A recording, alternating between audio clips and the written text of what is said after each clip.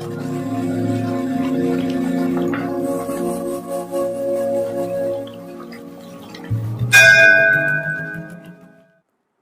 हर महादेव।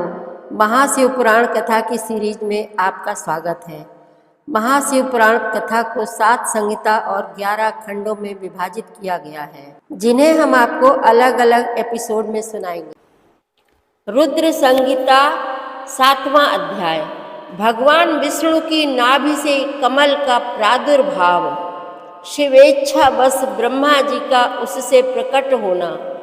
कमल नाल के उद्गम का पता लगाने में असमर्थ ब्रह्मा का तप करना। श्री हरि का उन्हें दर्शन देना।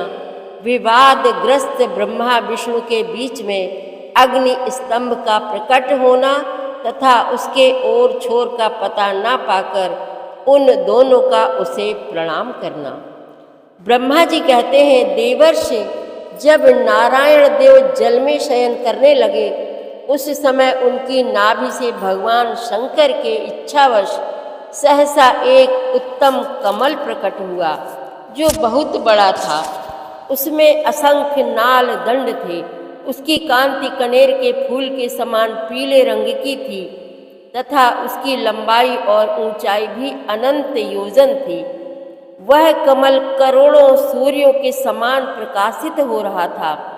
सुंदर होने के साथ ही संपूर्ण तत्वों से युक्त था और अत्यंत अद्भुत, परम रमणीय, दर्शन के योग्य तथा सबसे उत्तम था।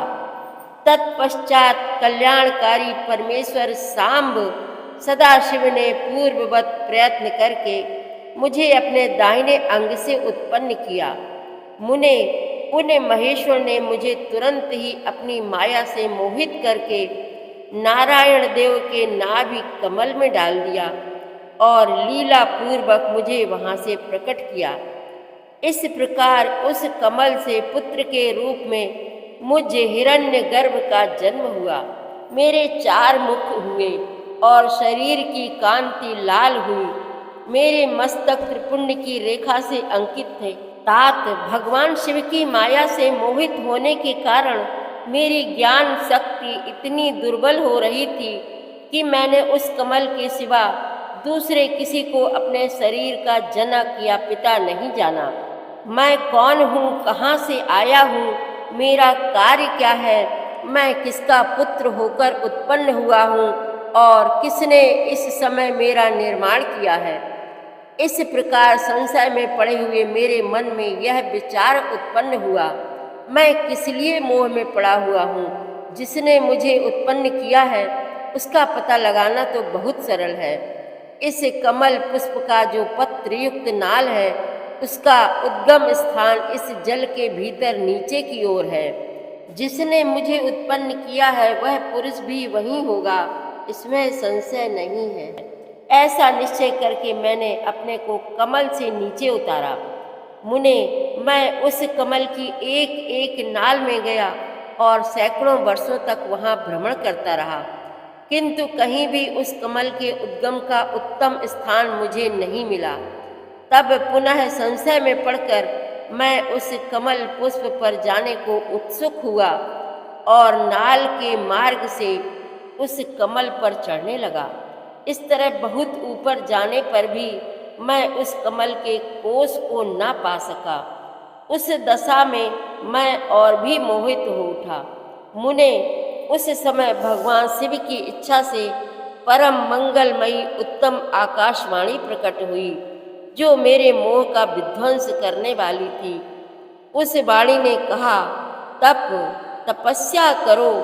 उस आकाशवाणी को सुनकर मैंने अपने जन्मदाता पिता का दर्शन करने के लिए उस समय पुनः प्रयत्न पूर्वक 12 वर्षों तक घोर तपस्या की। तब मुझ पर अनुग्रह करने के लिए ही 4 भुजाओं और सुंदर नेत्रों से सुशोभित भगवान विष्णु वहाँ सहसा प्रकट हो गए। उन परम पुरुष ने अपने हाथों में शंख, चक्र, गदा और पद्म धारण कर रखे थे। उनके सारे अंग सजल जलधर के समान श्याम कांति से सुशोभित थे। उन परम प्रभु ने सुंदर पीतांबर पहन रखा था। उनके मस्तक आदि अंगों में मुकुट आदि महामूल्यवान आभूषण शोभा पाते थे। उनका मुखारविंद प्रसन्नता से खिला हुआ था। मैं उनकी छवि पर मोहित हो रहा था। वे मुझे करोड़ों कामदेवों के समान मनोहर दिखाई दिए। उनका वह अत्यंत सुंदर रूप देखकर मुझे बड़ा आश्चर्य हुआ। वे सांवली और सुनहरी आभा से उद्भासित हो रहे थे। उस समय उन सदसत स्वरूप सर्वात्मा चार भुजा धारण करने वाले महाबाहु नारायण देव को वहाँ उस रूप में अपने साथ देखकर मुझे बड़ा हर्ष हुआ।